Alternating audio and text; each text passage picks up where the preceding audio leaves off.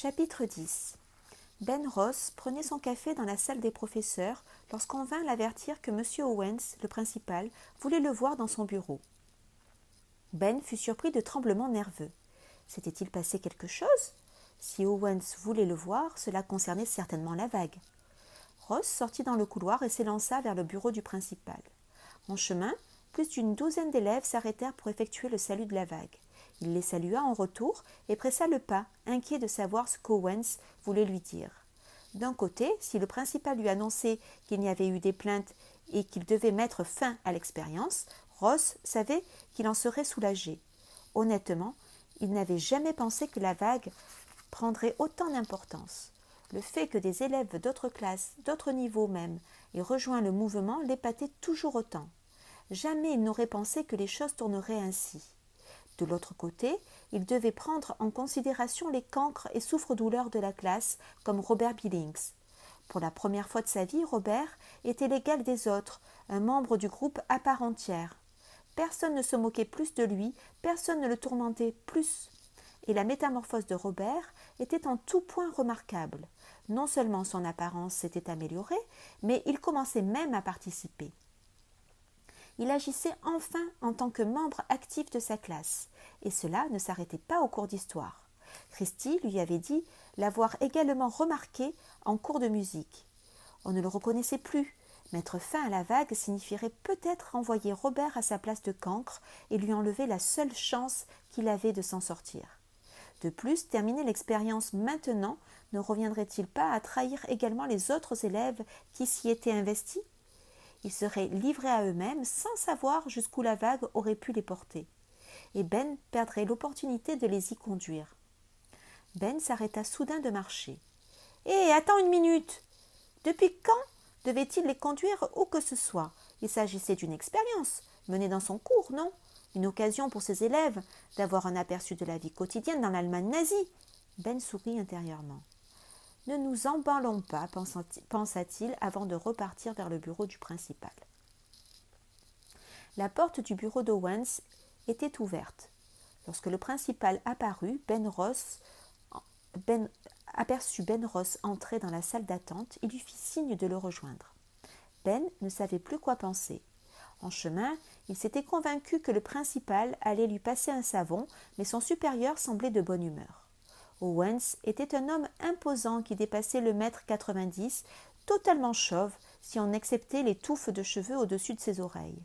Son seul autre signe distinctif, l'éternelle pipe coincée entre ses lèvres. Lorsqu'il se mettait en colère, un seul éclat de sa voix caverneuse faisait trembler les murs. Mais aujourd'hui, Ben n'avait apparemment rien à craindre. Assis derrière son bureau, ses grands pieds chaussés de mocassins noirs posés sur un coin du meuble, Owens observait Ben en plissant les yeux. « Dites donc, Ben, en voilà un joli costume, dit-il. » On n'avait jamais vu le principal porter autre chose qu'un costume 3 pièces au lycée, même lors des matchs de foot du samedi. « Merci, monsieur, répondit Ben nerveux. « Je ne me rappelle pas vous avoir déjà vu en costume, déclara Owens en souriant. Ce n'était pas dans mes habitudes, reconnut-il. Cela serait-il en rapport avec votre histoire de vague, par hasard, s'enquit le principal, un sourcil haussé. Eh bien, effectivement, répondit Ben, après s'être éclairci la gorge. Maintenant, dites-moi, reprit l'autre en se penchant vers Ben. Qu'est-ce que c'est que cette vague, exactement? Vous avez mis ce lycée sans dessus-dessous. Vraiment? J'espère que c'est une bonne chose. Selon ce qu'on m'en a apporté, ça l'est, avoua le principal en se frottant le menton. Avez-vous eu d'autres échos? Ben savait qu'il devait le rassurer. Il secoua aussitôt la tête. Non, monsieur, pas le moindre. Bien. Allez-y, Ben, expliquez-moi tout. Le professeur respira un bon coup avant de se lancer. Tout a commencé il y a quelques jours dans mon cours d'histoire de terminale. Nous regardions un film sur les nazis et, à la fin de son explication, le principal semblait moins bien disposé qu'au début de l'entretien, mais moins contrarié que ce que Ben avait craint. Owens ôta la pipe de sa bouche et la vida dans un cendrier. « Je dois bien avouer que c'est inhabituel, Ben. Vous êtes sûr que votre classe ne prend pas de retard sur le programme ?»« Je dirais plutôt qu'elle a pris de l'avance. »« Bien. J'ai cru comprendre que des élèves dont vous n'êtes pas le professeur d'histoire avaient rejoint le mouvement, fit remarquer le principal. Mais aucun enseignant ne s'en est plaint. Au contraire, Christy m'a assuré qu'elle avait noté des progrès dans son propre cours grâce à cela. C'était un peu exagéré, mais la réaction d'Owens poussait Ben dans ses derniers retranchements. Bien, mais ces slogans et ces saluts me gênent tout de même, Ben. Il n'y a pas de raison, cela fait partie du jeu. De plus, Norm Schiller, oui, je sais. Hier, il est venu me voir dans mon bureau pour faire l'éloge de votre truc. Selon lui, sa chère équipe de football en a été transformée. À l'entendre, Ben, on aurait cru qu'il venait de recruter une demi-douzaine de futurs pros. Franchement, je ne demande qu'à les voir battre Clarkstown ce samedi. Le principal marqua une pause avant de reprendre. Mais ce n'est pas ce qui me préoccupe, Ben. Je m'inquiète pour les élèves. Cette vague me paraît un peu trop nébuleuse. Je sais que vous n'avez enfreint aucune règle, mais il y a des limites. J'en ai parfaitement conscience, insista Ben. Vous devez comprendre que cette expérience ne peut dépasser le cadre que je lui donne. L'idée fondatrice de la vague est de constituer un groupe prêt à suivre un leader. Tant que je tiens mon rôle, je vous assure que cela ne peut pas dégénérer. Owens bourra sa pipe de tabac frais avant de l'allumer. Il disparut un instant derrière un petit nuage de fumée. Avant de poursuivre, il prit le temps de réfléchir aux paroles du professeur. « Bon, fit-il enfin, pour être parfaitement honnête, j'avoue que cela sort tellement des sentiers battus que je ne sais trop quoi en penser. J'aimerais que nous gardions un œil sur tout cela, Ben. Et ouvrez grand vos oreilles. Rappelez-vous que cette expérience, comme vous l'appelez, concerne de jeunes adolescents impressionnables. Parfois, nous avons tendance à oublier qu'en raison de leur jeune âge, ils n'ont pas encore développé l'esprit critique que nous l'espérons, ils auront un jour. Si on ne les surveille pas, ils sont capables d'aller trop loin. Compris ? Absolument. Vous me promettez que je ne verrai pas des parents défiler dans mon bureau hurlant que nous enrôlons leurs enfants au sein d'un obscur mouvement ? Je vous le promets. Le principal hocha légèrement la tête. Bien, fit-il, on ne peut pas dire que votre truc m'emballe, mais vous ne m'avez jamais donné de raison de douter de vous. Vous pouvez me faire confiance, lui assura Ben. Chapitre 11.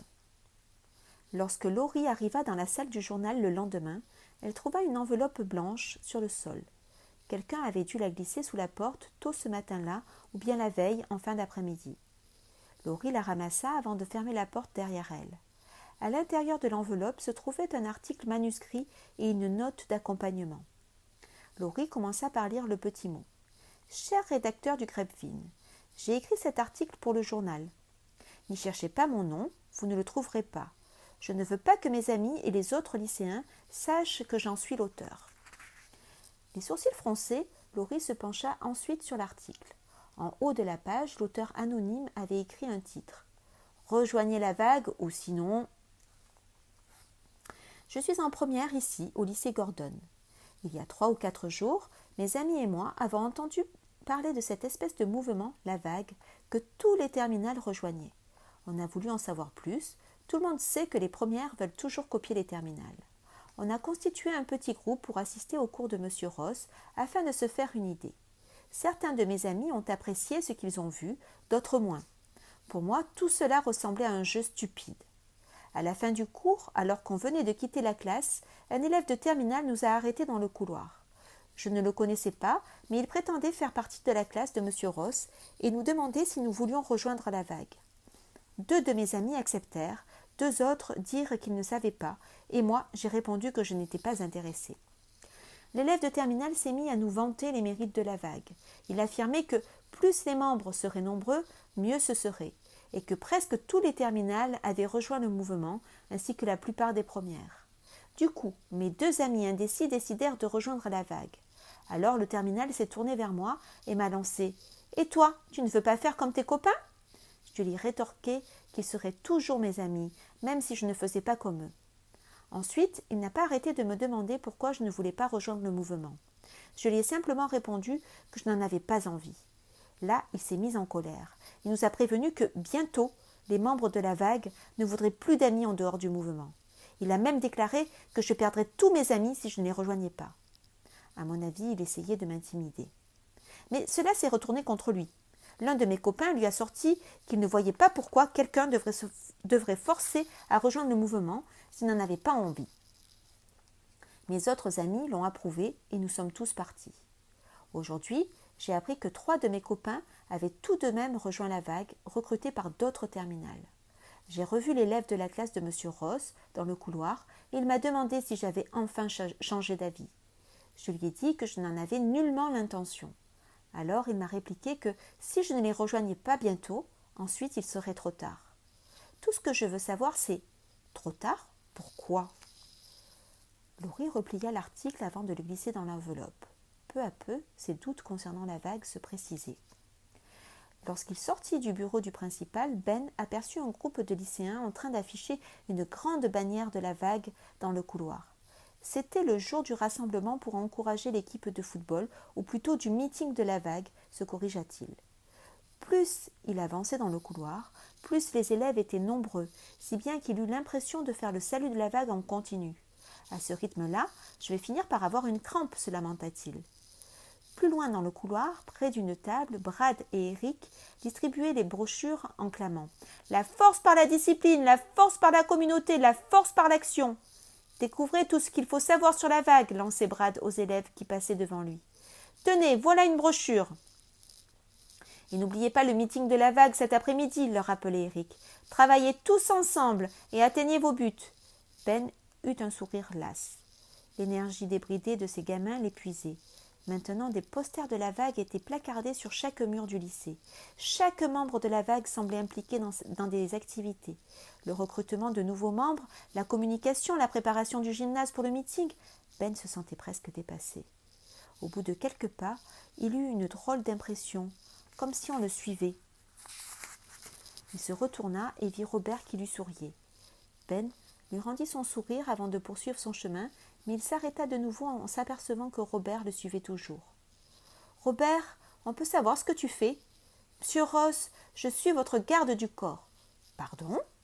Robert hésita un instant avant de répondre. « Je veux être votre garde du corps, » répéta-t-il. « Vous êtes notre leader, monsieur Ross, non ?